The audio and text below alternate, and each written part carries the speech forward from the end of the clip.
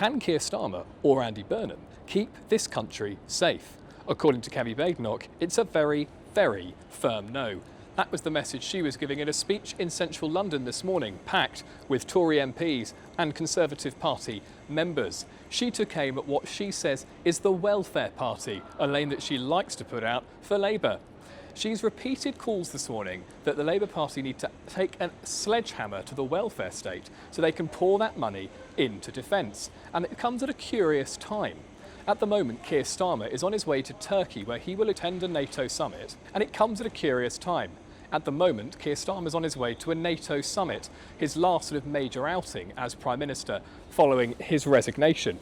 He will be speaking to other NATO leaders, and it's expected that he'll come under a little bit of scrutiny from the US President Donald Trump, who says that the United Kingdom is not investing enough in defence. All of this follows a huge amount of drama in the last few weeks over the Defence Investment Plan. That is a spending plan that funds the armed forces to modernise and get ready for potential war. Every single party in Westminster should be talking about our national security. Instead, we have the opposite. Just at a time when Britain needs focus, Westminster has never been more distracted. We are sending an outgoing Prime Minister to that NATO summit who is completely powerless, and he is taking with him a defence investment plan which he knows is not fit for purpose, with barely half of the additional funding that our armed forces need. So little that the former Defence Secretary quit the government because he believed the plans would put British troops in danger. Are we really supposed to pretend that didn't happen? I bet you haven't forgotten, have you? No. And then it transpired that the small amount of money that had been announced wasn't even funded. Keir Starmer has left a £5 billion black hole for his successor. He stands up at PMQs and tells us everything is going fine. Britain's armed forces have never had it so good. And then the Labour MPs cheer. But we all know that they aren't really listening. They haven't realised that the problems with the Defence Investment Plan have not gone away just because Andy Burnham is riding to their rescue. And have you actually heard Andy Burnham say anything about the threats that we face? Have you heard him say anything about the threats we face? Last week, the RAF intercepted a Russian warplane.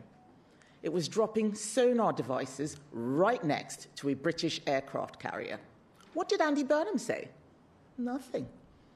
Our undersea cables are already under constant attack. The next Russian assault on them could knock out the internet across the United Kingdom.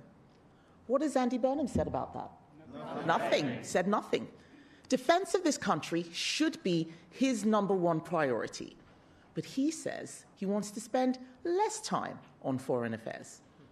Kemi sounded the alarm today, saying that NATO thinks that by 2030 Russia could attack a NATO country. She says that we are not ready for that conflict. She has repeatedly called for welfare to be absolutely slashed, and today she told the Daily Express that unless Andy Burnham takes that axe to welfare and fully funds our defence, she will push for a general election, saying it will be up to the public to decide the way forward.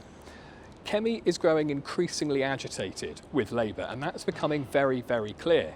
Their internal dramas, as she put it, is leaving the country less safe. That's the message she was keen to hammer home today.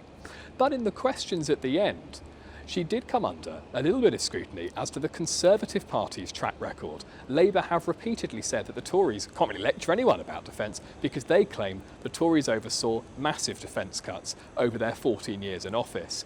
Kemi has pointed out she was only in office for 7 of them, and as far as she can remember, was never Prime Minister. But for the critics of the Conservative Party, that is a sticking point. How can the Tories be trusted on defence when they oversaw defence cuts themselves?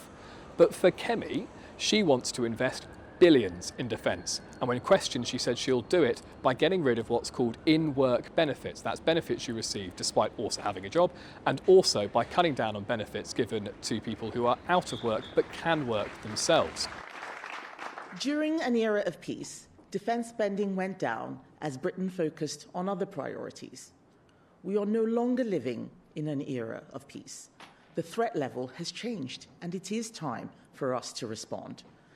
Conservatives want Britain to fund defence properly, so we have worked up a plan to save billions on welfare and spend that money on defence instead. And yes, that does mean making some tough choices. Politicians are here to make tough choices, but Labour MPs don't want to make those tough choices. And I think that's because they're not really Labour MPs. Do you think they're Labour MPs? No, I don't think they're Labour MPs. They are welfare MPs. They are welfare MPs. That is all they care about. It's all they care about. MPs who go around asking who they can tax to pay for more benefits. And I know that Andy Burnham will not have the votes for tough choices. He may have a big majority. He doesn't have the votes for tough choices. And I've already offered to work with Labour on this. And so I will reiterate my offer to the incoming Prime Minister, whether it's Andy Burnham or maybe even Al Khan's. He's not telling us what he's doing. But Andy Burnham, who's most likely, says that he wants to do politics differently. So let's do it. And I say to him, work with us and let's agree a plan to cut welfare and fund defence.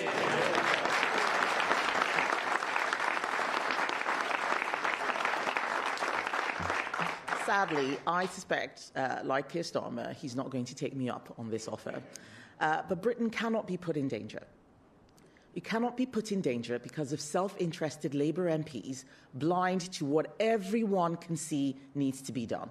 Everyone, including the former Labour Defence Secretary and NATO Secretary-General Lord Robinson, including former Labour Prime Minister Tony Blair. They agree with us because this is common sense.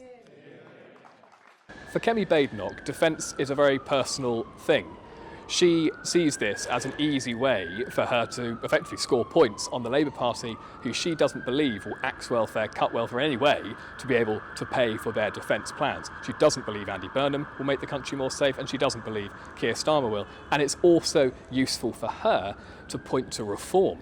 Reform do not have a defence spokesman yet, which she says is a clear-cut sign that they are not taking defence seriously. She's also pointed to the fact that Andy Burnham could become Prime Minister in what is effectively a coronation, with no vote from the public, by Labour members, or by appearing before MPs. It does mean the media increasingly cannot scrutinise Andy Burnham, and it also means he won't appear in Parliament to face questions from MPs themselves. As a result, Kemi says he'll come in without any scrutiny. Her line that she's liked to use a lot today is that Andy Burnham would rather take a summer holiday than lay out his plans for defence. But as we leave the event this morning, we are left asking, can Andy Burnham make us more safe than Keir Starmer? By Kemi's reckoning, the answer's a very, very clear no. Unless he cuts welfare, Kemi would say, we are not safer under Burnham. She told The Express at the end of today's event, the problem is not who is in charge of the Labour Party, the problem is the Labour Party itself.